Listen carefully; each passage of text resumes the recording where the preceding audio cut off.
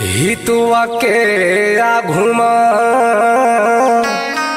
हर से सतनानी बैरी के आघुमरे गरजे सतनानी सच बर रणमा उतर जय सतनामी जय होवे तोरगा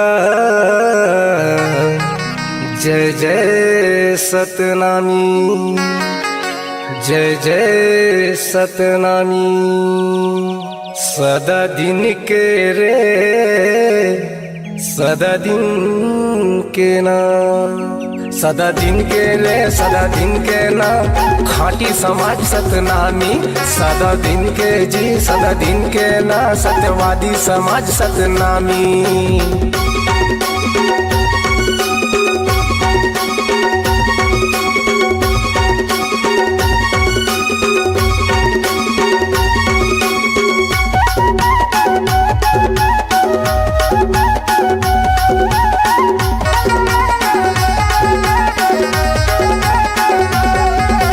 सच ल बोले पर डरे नहीं 25 रह के 85 सच ल बोले पर डरे नहीं 25 रह के 85 ज्ञान गुरु वाणी देके ग भैया समझाए गुरु घासी ज्ञान गुरु वाणी देके ग भैया समझाए गुरु घासी।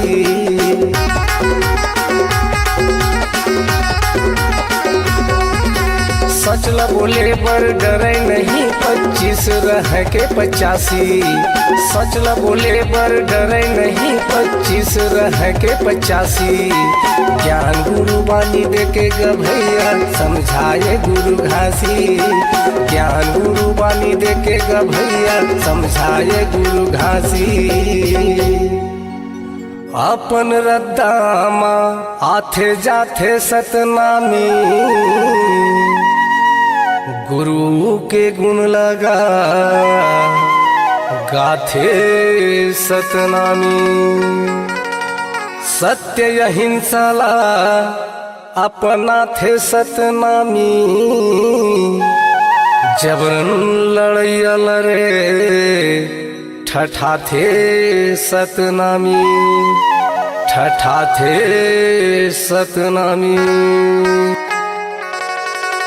सदा दिन के रे सदा दिन के ना खाटी समाज सतनामी सदा दिन के जी सदा दिन के ना सत्यवादी समाज सतनामी।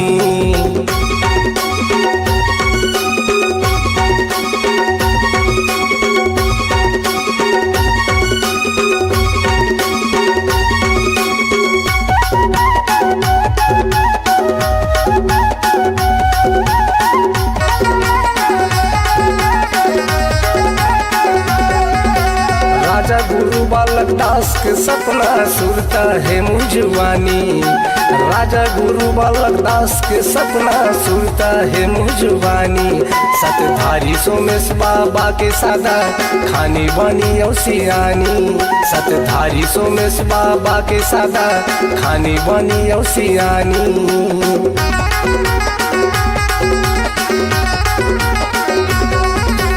राजा गुरु बालक दास के सपना सुरता है मुझवानी राजा गुरु बालक दास के सपना सुरता है मुझवानी सतधारी सोमेश बाबा के सादा खानी बानी औसियानी सतधारी सोमेश बाबा के सादा खानी बानी औसियानी।